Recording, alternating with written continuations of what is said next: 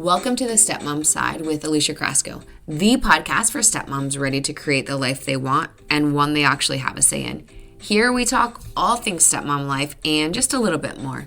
Leave the superficial conversations at the door and get ready for perspective shifts and actionable advice to help you on your way to creating the life you want, one step at a time. Hi, Kristen. Welcome to the podcast. Hello, I'm so excited to be here. I'm excited for you to be here too because we're going to talk about infertility, and it's not something that I've talked about a lot on my podcast. I've like dropped little things, but not like a lot. So before we get into like what went well, what didn't go well, like all of the things, what did you think motherhood would look like before infertility showed up? I, I was delusional.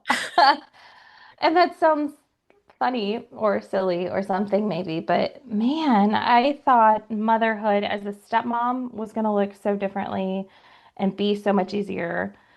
And I thought becoming a biological mom was going to be so much simpler and so much easier. I had big dreams and aspirations of us all just having this beautiful family that we get along so well, and there's not conflict, and there's not loyalty binds, and there's not my kid versus your kid. And I just really thought it was going to be so much simpler and easier and far less painful than Mhm. motherhood has been in certain chapters for me. Yeah, you thought like, oh, it's already worked, so it's like, of course it's going to work for us. Yeah. And you're like, wait, this isn't happening. Like, what's happening?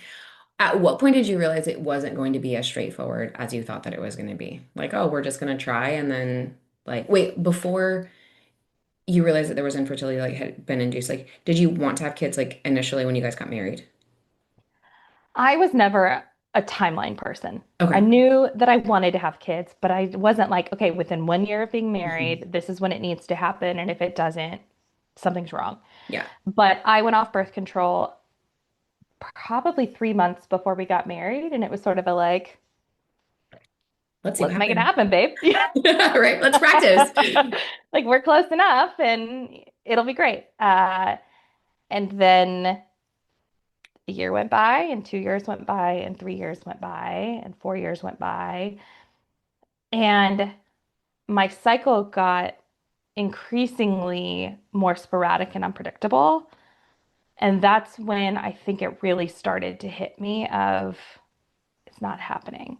And I did a really great job in those first few years of loving the honeymoon period Mhm. and staying present in my marriage, and we were traveling and we were doing the things that we wanted to do that you can't do when you have little ones at home, which was fine. But then it hit a point that it was like, okay, we've been not actively trying for 4 years, but we've been not preventing for 4 years. And now we're getting to the point where we're actively trying and I'm tracking, and things still aren't working the way I thought they would, the way they should. I try to avoid saying things like that because I had a very clear idea of how my body should work and Mhm. how childbirth should be and the whole pregnancy process. And it didn't happen that way, obviously. So it took me about 4 years before I had that point of this isn't working.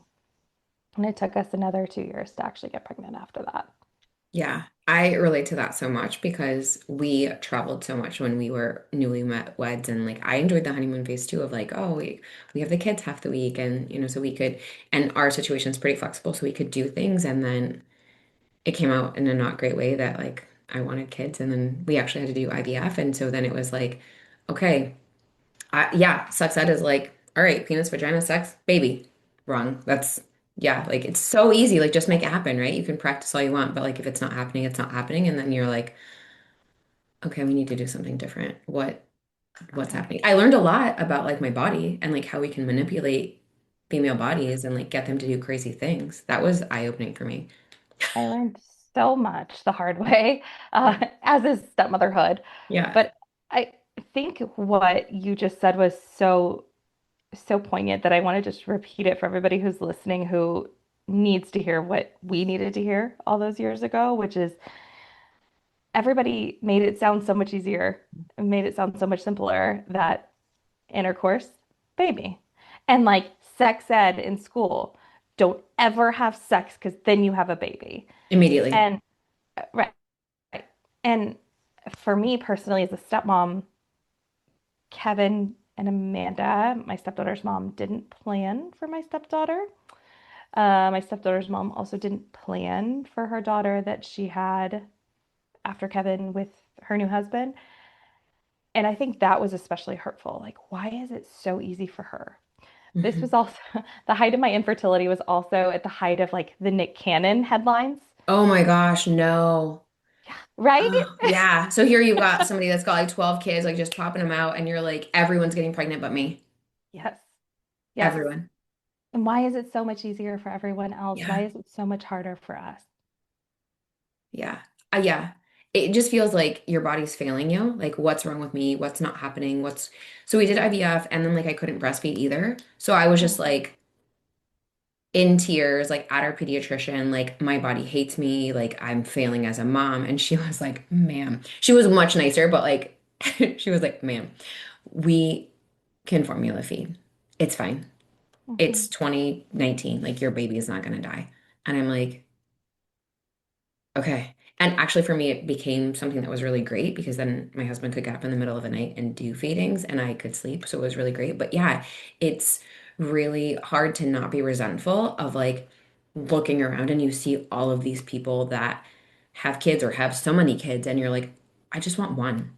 Mhm. One. And it's hard not to let that also happen with your partner. Hmm. And I try to be really delicate with that, but it's the reality of being a stepmom who's facing infertility. You got to have one, why couldn't I? You got to have one with them.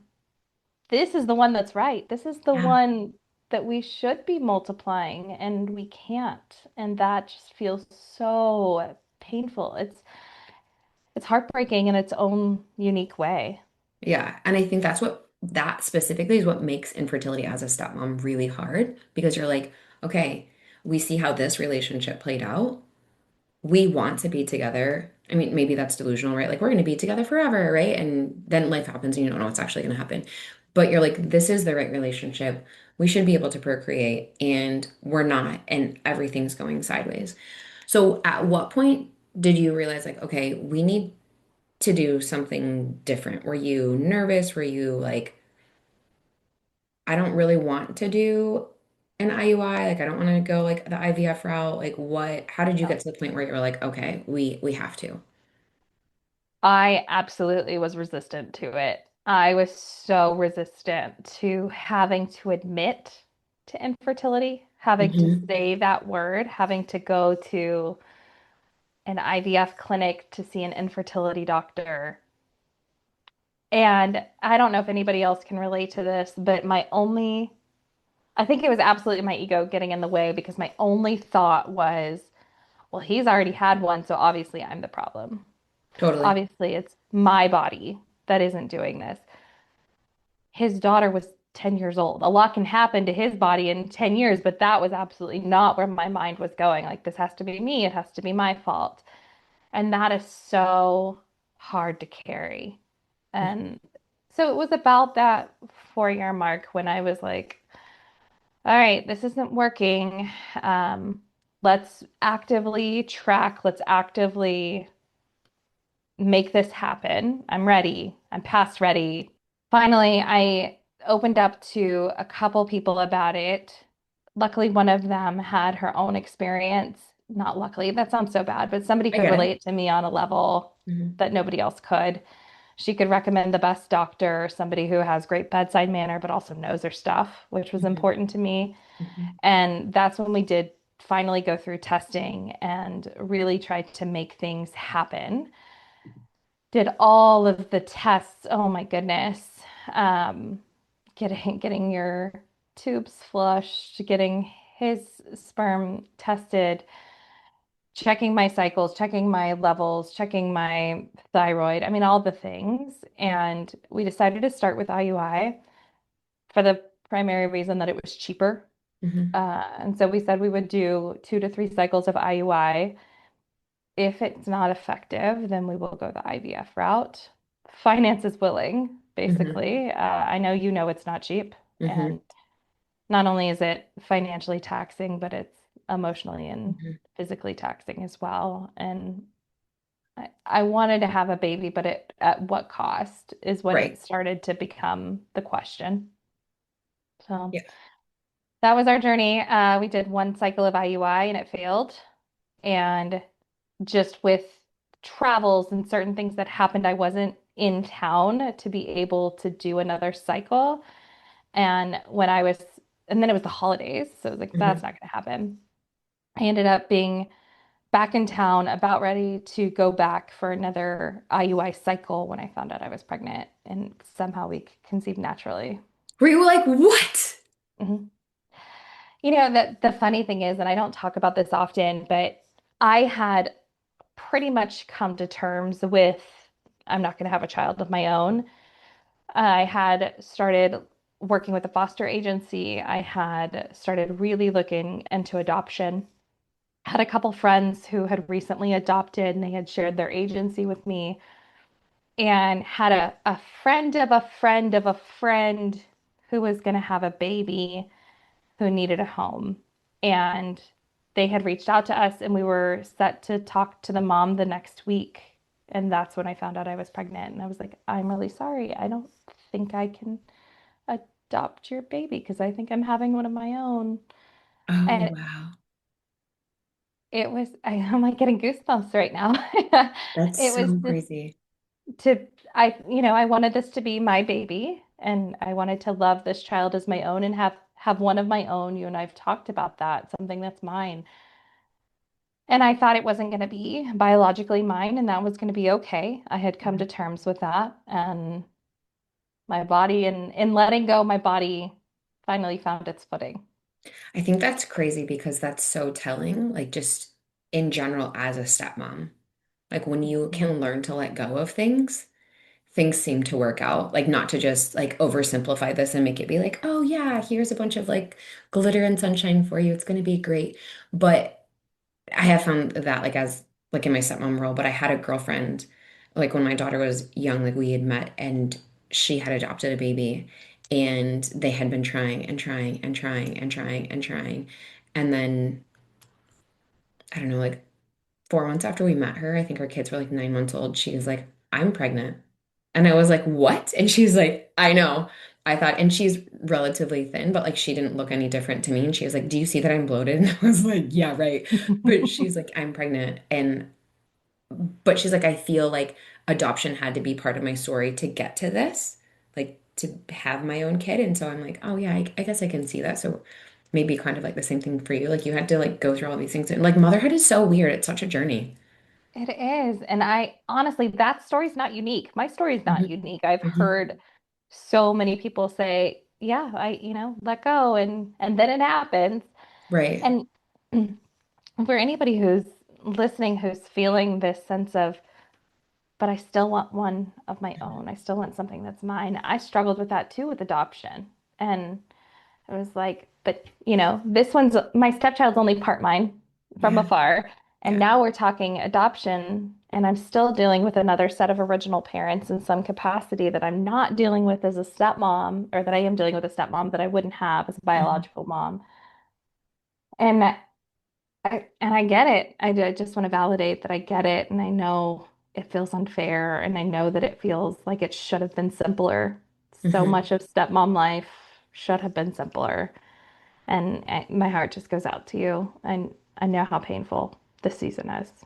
Yeah. Because you're like, all I want is a baby, a child that's mine. But, and this sounds terrible, but like as stepmoms, we get it. But like I'm stuck raising someone else's kid. So it's like salt in a wound. Yes. And how do you, a rhetorical question, but like, how do you show up fully present, trying to parent, trying to be there for your stepkids, meanwhile, mourning, grieving the life, the journey as a mom or motherhood as what you thought it would be? It's really freaking hard. And then add in like you're going through all of these emotions and you've got stepkids at play, right? Did your stepdaughter know that you guys were going through infertility or like did an IUI? She did. She did not know for several years. It was Okay. only when we started the actual treatments because she would see me taking shots or she would um, know that we had a lot more appointments. There Hmm. were a couple things, and I was absolutely on edge throughout my cycle of like my IUI cycle of when do we find out? When can I test? When can we, whatever? And Yeah. she picked up on that, and we felt it was important to be transparent with her. That's how it worked in our family. It doesn't have to work that way in anyone else's, but that was our journey. And she was not excited, like full disclosure. She has a sister in her mom's house and they fought a lot. And she was also just like a colicky baby, Oh, or yeah. sister always wanted big sister's toys. And so my Yeah. stepdaughter was like, I don't need No. any more. Like, I'm good being an only child over here. Yeah. And we were like, well, we love that for you, but not for us. So Yeah. it doesn't matter. You don't actually get a say. We said that kindly, of course. I'm joking, but it was, she didn't care. That sounds harsh. She didn't Yeah. care that it wasn't working for us because she was soaking up being an only child. Yeah. And so I had, this isn't what you asked, but I had zero expectations when we told her we were pregnant that she would have any sort of positive reaction. And I had to set that bar Hmm. for myself. And she cried and she hugged us and she said, really? Really? Finally? Really? And Oh. it was the sweetest. Just, I could not have asked for anything more. And I had no expectation. So to Hmm. get such a warm reception, being so happy for us, knowing that's not really what she wanted, Hmm. it was it was very sweet. So she did know, but I didn't share all the specifics with her, of course, of here's how hard it's been, or here's what that journey's looked like. Hmm.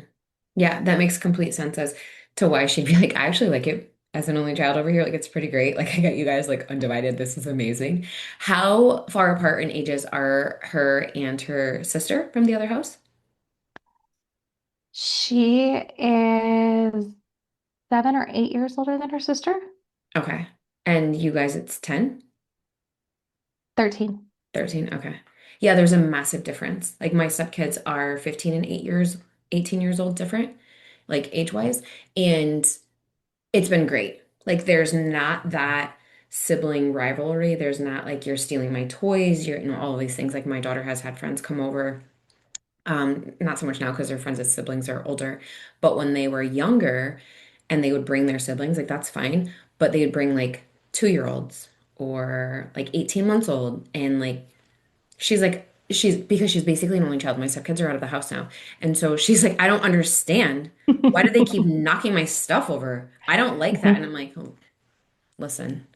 That's how it happens if you've got siblings. And she's like, I don't want siblings. And I was like, well, luckily for you, we're not getting another one. That's not happening. But also, we need to learn to share. Like, I can see that you're an only child. It's glaringly obvious to me. Like, let's learn. Okay, if this person's coming and they are bringing a sibling, whatever toys you don't want played with need to be picked up and put away. So I can understand why she was like, no, actually, I'm a little scarred from that. Like, especially if there was colicky going on. Like, no thanks, I'm good. Yes, yes. And to her credit, she really is the best big sister. And, this isn't maybe relevant to everyone listening, but if you come out on the other side of this journey with a child of your own, you will see just how beautiful that relationship can Mhm. be.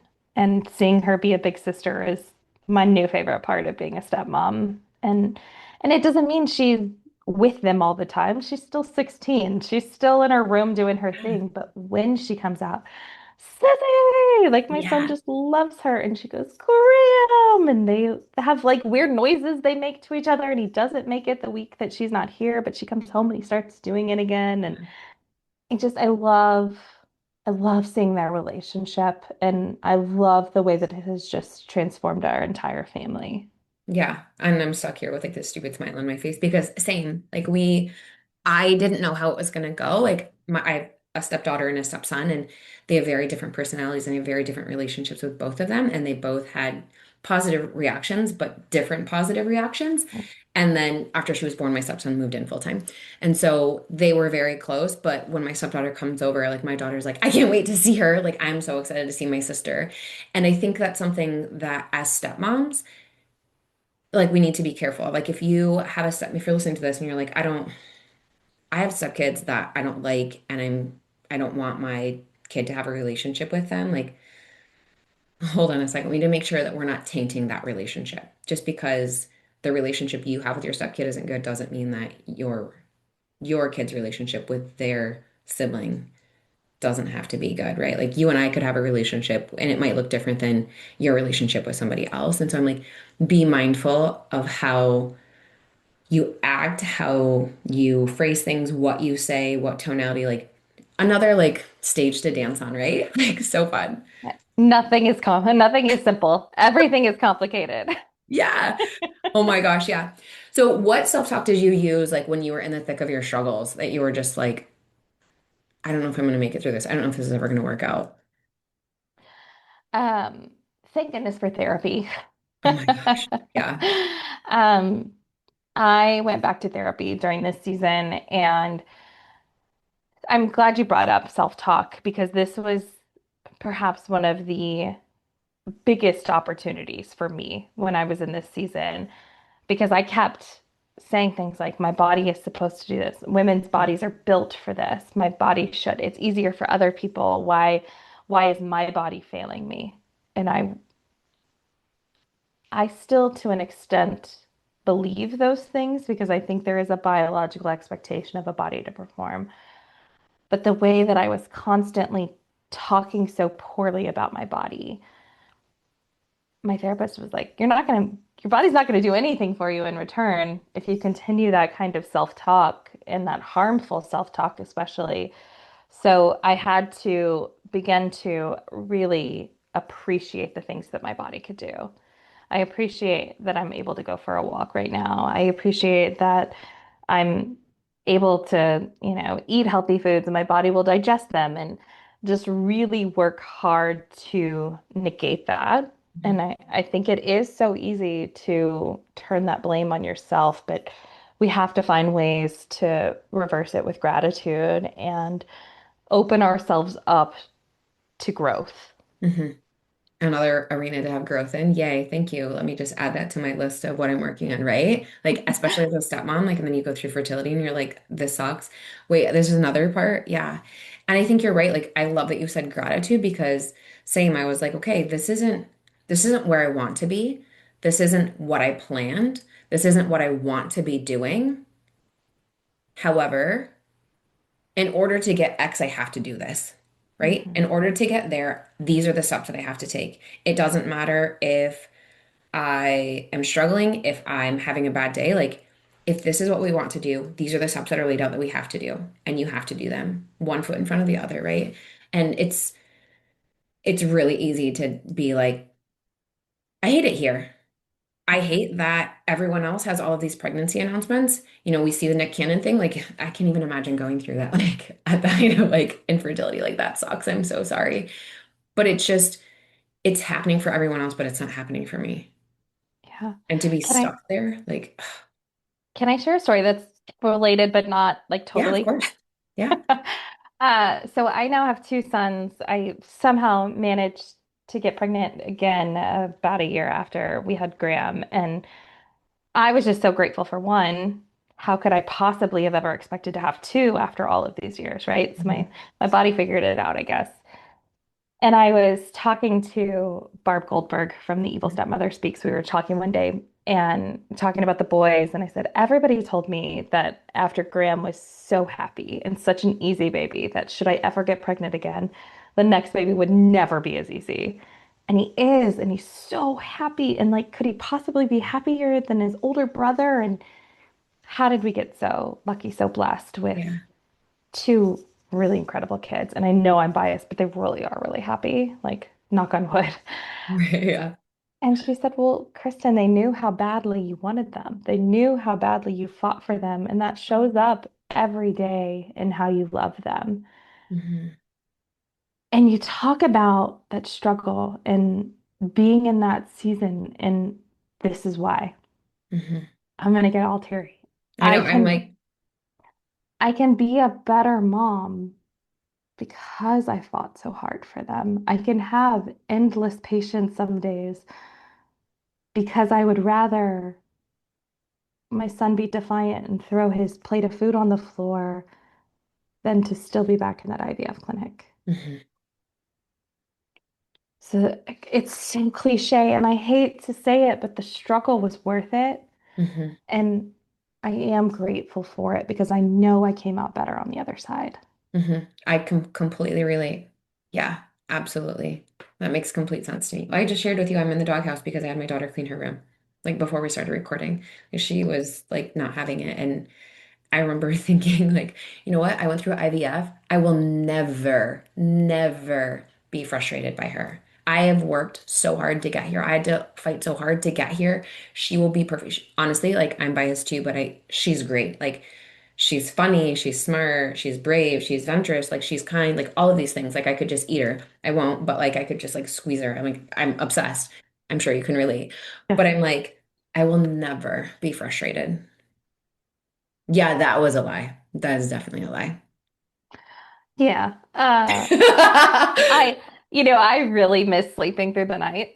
Oh, I really? really, What's that like? Yeah. I really miss that. And there was a time with Graham that I remember, I was probably 2 or 3 weeks old. I remember talking to my mom one day and saying, yeah, I was up about 4 times last night, but I just was loving on him and just so grateful I had the opportunity to have a baby to get up with 4 times Yeah. in the middle of the night.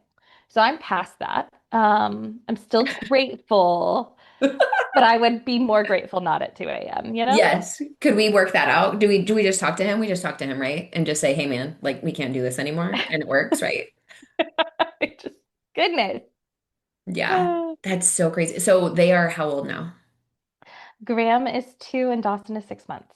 Oh my gosh. Yeah, you're like right in the thick of it. I cannot believe you lucked out and got two kids. That's crazy.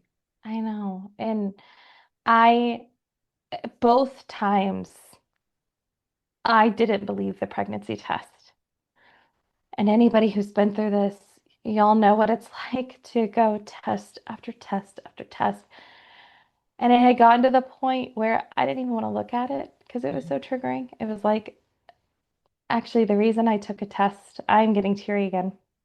The reason I took a test when I found out I was pregnant with Graham was I need to take this progesterone so that I can kickstart my cycle so that we can then go back and we can do IUI because it's been, too long. It's always too long. It's not going to happen on its own. So let's take the test before I take the pill because I need to do that. Don't want to take the test. This is triggering. I'm sick of having to pee in a cup, all the things, right? Yeah. Everything is, To get that, we have to do all these things. Yeah. yeah. And it was 4 a.m. because, of course, first pee of the day, whatever. And I didn't believe it. It was like, what do you mean there's 2 lines? That doesn't happen. Hmm. And I want to say it was like April 3rd when I did the test. And I was like, how did I end up with an April Fool's test? Is legitimately what I thought. Like, how did we end up with a trick test? Because Hmm. you get to that point, you just don't believe it. Hmm.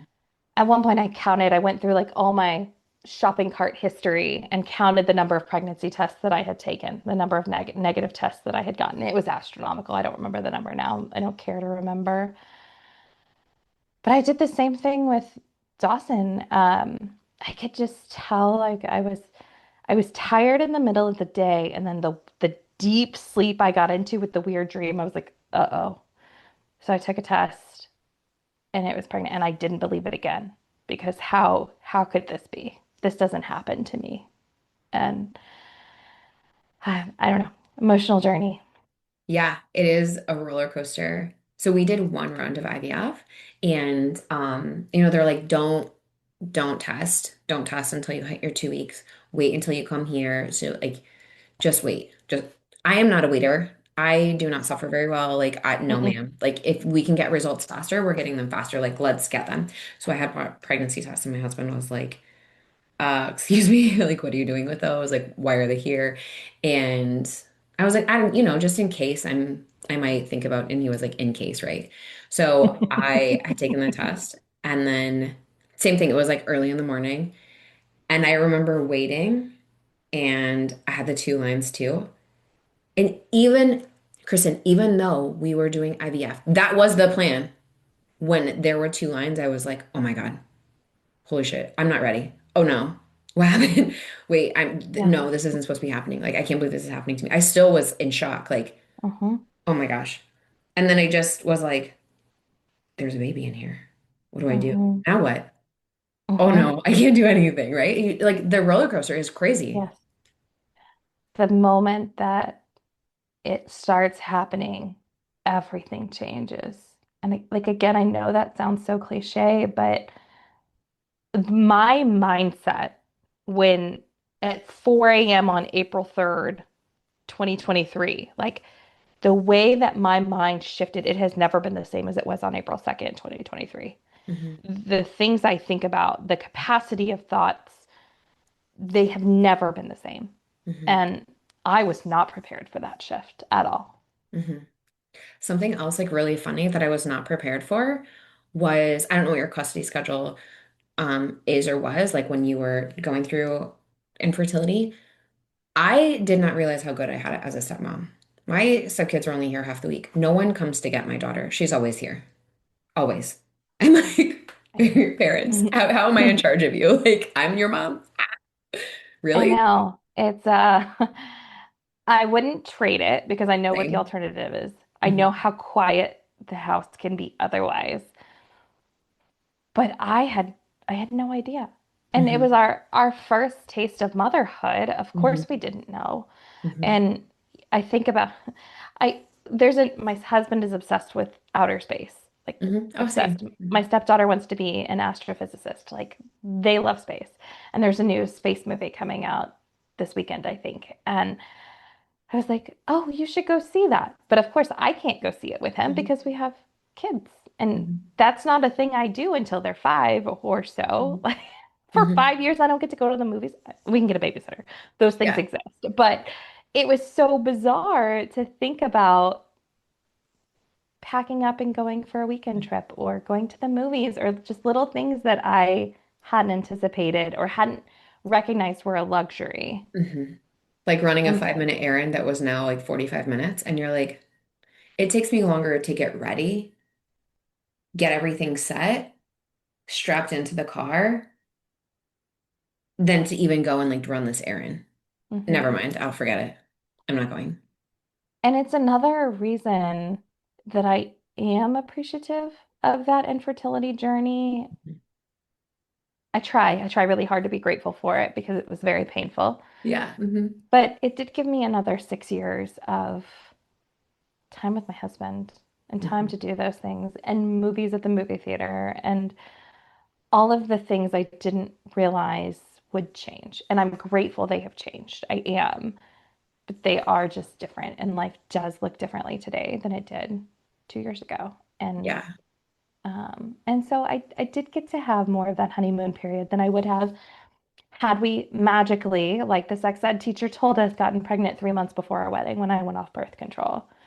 Our Yeah. marriage would look differently. We would not be as strong as we are today. We would love our kids, of course, but I just don't know that that love would be as deep and that appreciation would be as deep as it is now. Yeah. I completely understand and can relate to that. Speaking of your marriage, like how did infertility affect your marriage? Did it affect it at all? Like how did you guys stay connected? What did that look like? It's a great question. And in preparation for this interview, I really tried to think about all of the ways that this showed up for me so I could validate it for everyone else. And I think the big thing that just kept coming up was trying really hard to not be resentful of my husband. Hmm. And it wasn't his fault. And he's not the reason that we couldn't have a baby. And he's not any of those things. And while he, yes, was in the thick of this with me, and he was also craving a baby, he had one. Hmm.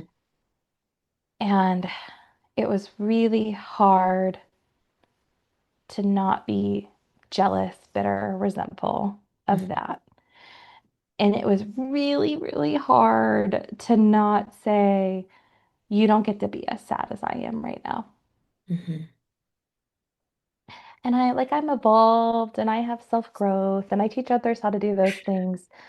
But man, my husband, I know that his pain is valid. I know his journey is valid, but I also know he didn't get it on the same level I got it. Hmm. And for anybody who's listening who just needs to know that it's okay that their partner doesn't get it the same way that you do, I got your back because it's okay to feel that way. And of course, I do not want resentment seeping into your relationship, but if it does, it's a real natural reaction. And so how did we stay connected? We had those conversations. I was very direct with him about how I was feeling. And I told him I didn't need to fix it because naturally he wanted to fix it. I don't need you to fix anything, babe. I just need you to meet me where I'm at. And I need you to just remind me that I'm enough and I'm loved and it's okay if this is hard. And I asked for grace because naturally things with my stepdaughter needed a little bit more distance sometimes, especially when we found out that IUI didn't stick after everything we put into it. Um, I needed some distance and he honored that for me and made it happen. And we did our best just to soak up the time, the two of us. We did go on those trips. We did go on date night. We did go to the movies. We did those things. And of course, it didn't take away the pain that I was feeling, but knowing that I had this man, this incredible man by my side, and being reminded of that, and being reminded I had a teammate throughout this journey did keep us connected despite 6 years of pain. Hmm. Yeah, I love that you were so vulnerable there. So thank you so much. Like that's, yeah, I think that being honest and just saying, I don't need you to fix this because I absolutely related to you don't get it, you don't understand, you already have kids, not one but two, like in my situation, right? And so it's funny, like I just realized like our situations are flipped. Like I have two stepkids, you have one, you have two kids of your own, like, and I only have one. But yeah, I can relate to that resentment of like trying not to let that get in to your relationship of like, you don't understand. I have it worse than you. It's not a tit for tat. It's not a competition of like who has it worse. Right. And sometimes I was just like, I just need to have a pity party. Hmm. I need to be in my feelings, saying, I don't need you to fix it. I feel like the weight of everything. This sucks. This is really hard. This is not what I thought. Like, I'm angry, not at you. I'm angry at the situation. And I also like sometimes I can have a very sharp tongue, but I need to be mindful of like what I'm saying. And sometimes I just need space.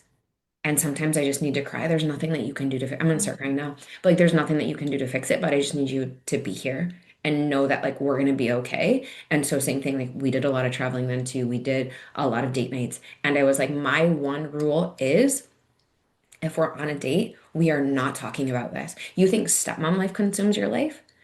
Wait until you go through infertility. It's when's the Hmm. appointment? When is the next blood draw? When's the next ultrasound? When's the next this? When's the next that? And so we were doing IVF and we were traveling.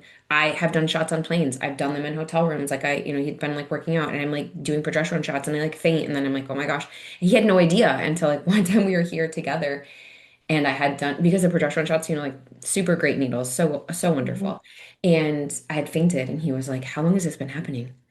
And I'm like, I maybe like 3 or 4 times, like it's not a big deal. And he was like, no, that is a big deal. Like you can't fake like you need to lay down to do these. And I was like, okay, fine. But I was just like, I am experiencing this very different from you. Hmm. And at some point, like I was angry because I was like, in my own head, the story I had made up was it doesn't matter to him if we don't have this kid because he Mm. already has two. Yes. And, and true or not, I don't know.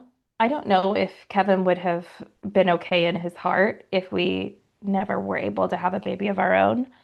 But I absolutely had the same thought. You already have one, so you're fine. You don't even care.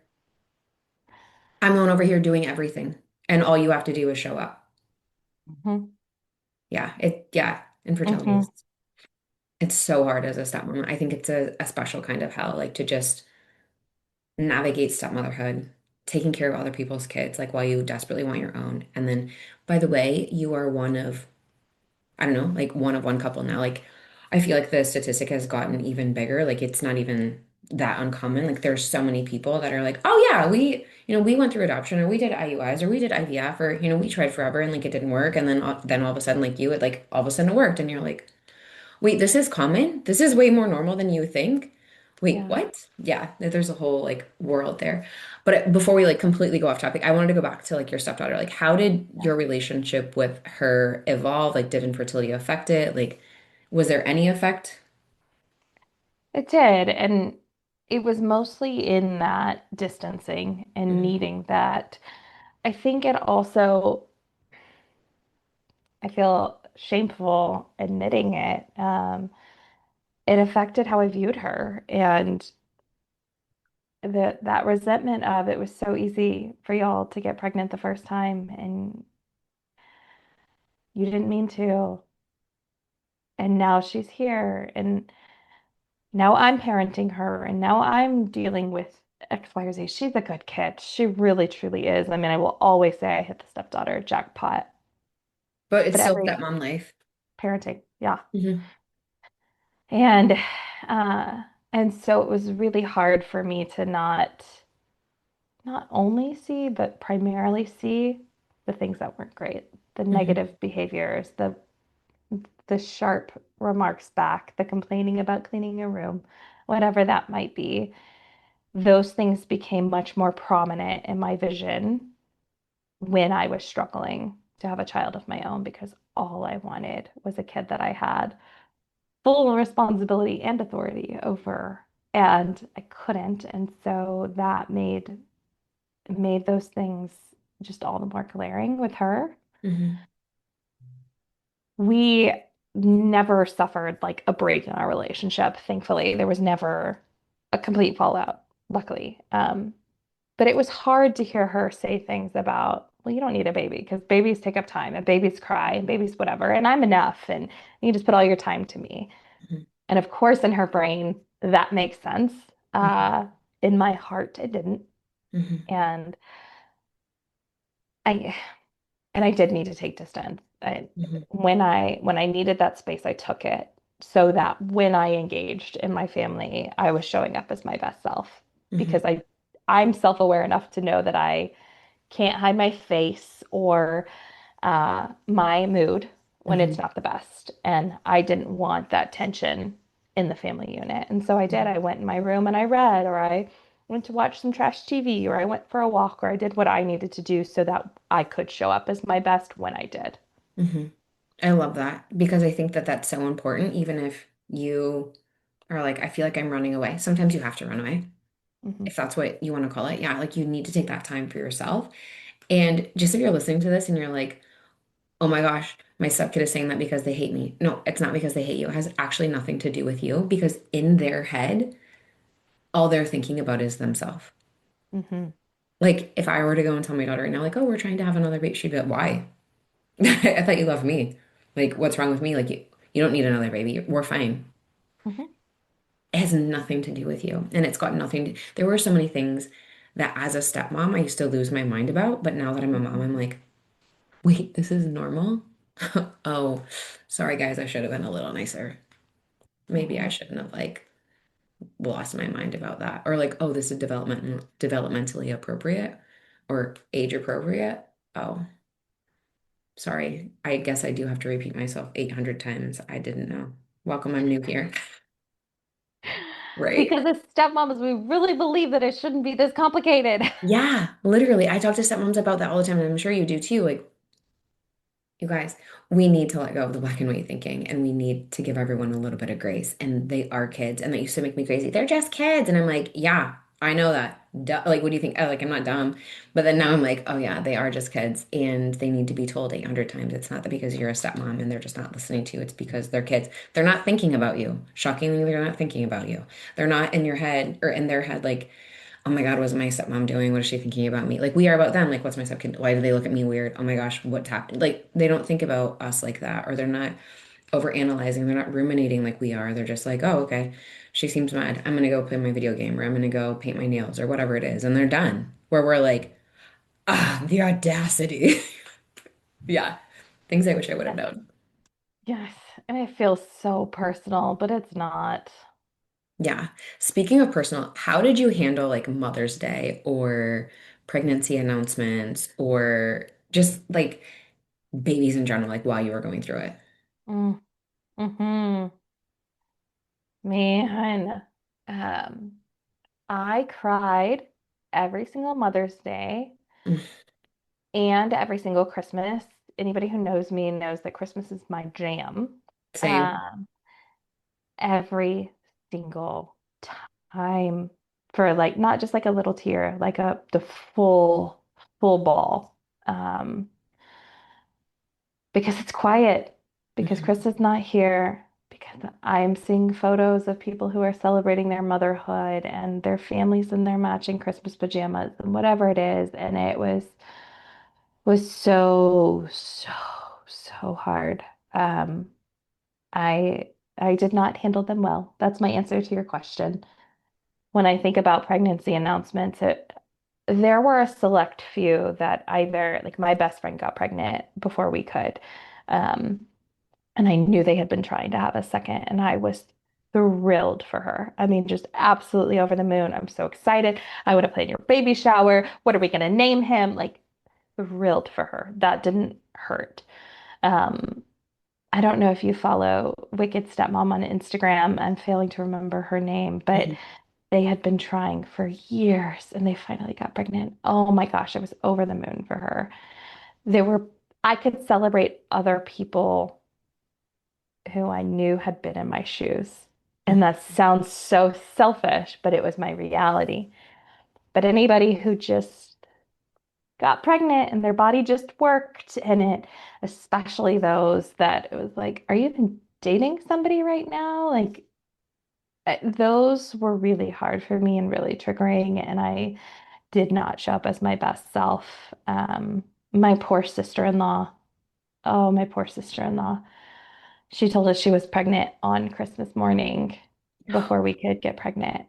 And I I did not love her children as well as I probably could have had I not gone through this journey in mhm, those first couple of years. I had to keep a lot of space for my own protection. mhm, And I didn't attend either of her baby showers. I couldn't do it. And I feel bad that I couldn't do it, but I know that was the best thing for me because how are you going to get pregnant twice? And we have been trying for so long. mhm. She is an incredible mother and they have an incredible family. Her kids were here last night hanging out with my kids, and I love that for her, but I couldn't love that for her when I was in the thick of my own journey. It Mhm. felt too unfair.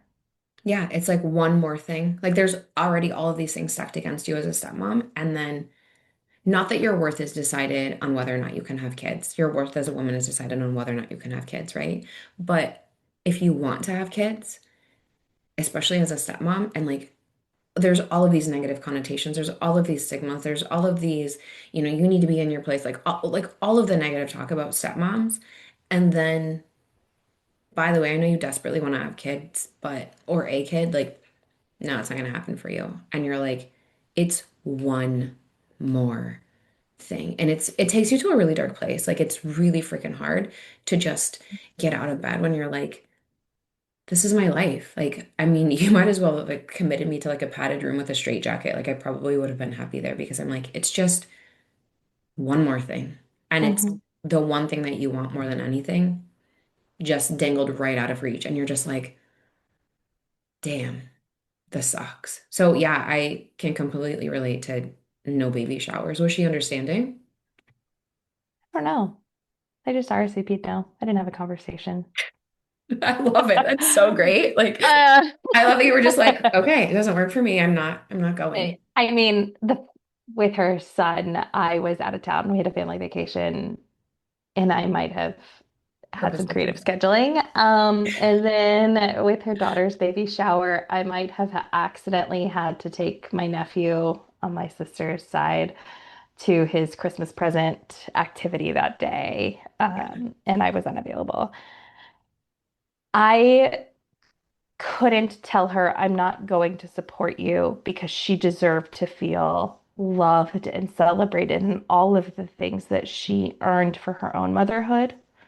And I didn't want my sadness and my jealousy and resentment to seep into that at all. I did not want to have an effect on her and her happiness at all. She deserved to have that, and I didn't want to ever contribute to that not being as full as it could be.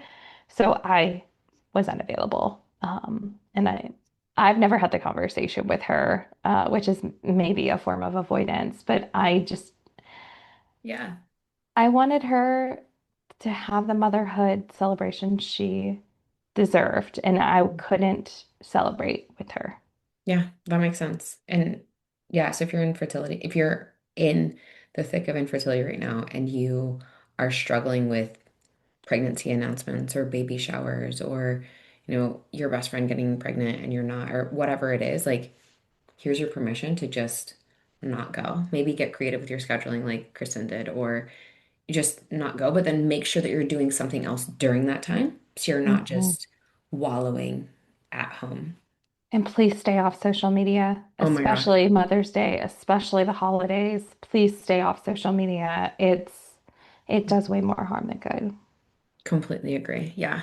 Okay, so for the stepmom listening today that's going through infertility right now and feels completely alone, what would you want her to hear today from this? All of her feelings are valid. No matter what that is, no matter how it shows up, your feelings are valid. Your sadness is real. Your loss is real. And you are allowed to feel those things and experience this journey however you need to. Infertility is such a uniquely deep pain. Caring for your partner's child while you are craving one of your own, watching your partner as a parent when all you want is for the two of you to be parents together. It's heartbreaking. I send so much love to you. Please connect with somebody who gets it in any fashion, whether they have experienced infertility as a stepmom or infertility on their own. You've got two of us here who get it. We are here to love on you and to raise you up and to just be a shoulder to cry on because it's so, so, so hard. I would not wish it on my worst enemy. But I can also say that on the other side, whatever that other side looks like for you, whether it's growth or acceptance or finally having a baby of your own, you will be better for the struggle. hmm I agree. And I think there's two things that can be true. You can love your stepkids in whatever capacity that looks like a little bit, a lot. You can love them like your own, whatever that means. If you don't have kids of your own, you're like, I don't even know what that means. Or love them as much as you can. I actually don't like when people say like love them like your own. If I don't have kids of my own, I don't know what that means. But so Right. you can love your stepkids in whatever capacity, but then also still be grieving that you don't have your own child or a child of your own. And it's such a weird conundrum to be in of like I can love these kids or kid, but then also still be grieving this life that I thought I was going to have, but I don't have. Those two Yeah, things can be true at the same time. they can. They can, just like your partner can enjoy their parenthood and also be sad that they're not able to have another yet. hmm There's so much of this where there's competing perspectives that are happening that are both true at the same time. hmm Yeah, it feels like you just circle the drain like on Mm. this and there's no way out. And yeah, like I love that you were honest about like just getting outside help and getting the therapy like going while you were going through infertility because you don't know what you don't know. You have blind spots that you don't know about. And it's really helpful to have an outside person that's not your partner because, yes, you guys are going through it together. And if you are in a nuclear family or an origin family or a first family, it's very, very different, right? But here, as a stepmom, you guys are experiencing this same situation very, very, very differently. So getting that outside help is so freaking helpful just to have somebody else that doesn't have their own biases about having kids or somebody that you are, possibly secretly resentful of to just go and offload things and like work things through or bounce things off of and then come back and show up in a better way for your partner, for your stepkids. It's yeah. Yeah, therapy is so great. I love it there. And also down Yeah. by there. Two things can be true at the same time. Do you know what? We were just talking about that. If only we were just talking about that, right? Oh my gosh. Okay. Not to do like a complete shift, but let's do a complete shift here. You have Stepmom Con coming up. Tell us Yes. about that. I'm I so do. excited. April 22nd through the 24th, we are bringing together experts across the field, including you. Yay. And we are going to be having sessions all day long where we're just talking about all things stepmotherhood. We're going to be normalizing the struggles. We're going to be giving you tools, and we're going to be giving you community. Tons of other stepmoms, especially for my stepmoms who are trying to conceive. We have a specific breakout for you. And you'll be able to go into a roundtable Zoom room and talk to other people who get it. So validating, so helpful. And I'm thrilled. Tickets to get in are free. If you'd like to upgrade to get lifetime access, you absolutely can. And we did this once last year. We're doing it again this year. I love Stepmom Con. I love stepmoms finding each other. I love stepmoms finding the words for their struggles. I love stepmoms hearing people put words to things that they didn't know that they could admit they feel. Mhm. Yeah, and they're not like alone. They're like, wait, you feel like that too? Yeah. Yeah, I'm excited to see it. So thanks for asking me. But yeah, I will link that in the show notes. But thank you so much for your time. Thanks for having me. This has been cathartic, actually, talking about this from the other side. Yeah. Thanks for taking time to listen to this week's episode. If anything was helpful or resonated with you, please share it on social media and tag me. I'm just at Alicia Crosco. And if you could leave a 5-star rating and a review while you're at it, that would also be really helpful. And if you find yourself struggling with your stepmom journey and you want a little bit more support without the hefty price tag of coaching, you might want to check out the Stepmom Side community, which is my own private community for stepmoms, where you get to connect with other stepmoms around the world and myself, where I hold weekly office hours and monthly group coaching. It's kind of like you have your own personal coach in your own back pocket. Again, without that hefty price tag. See you next week.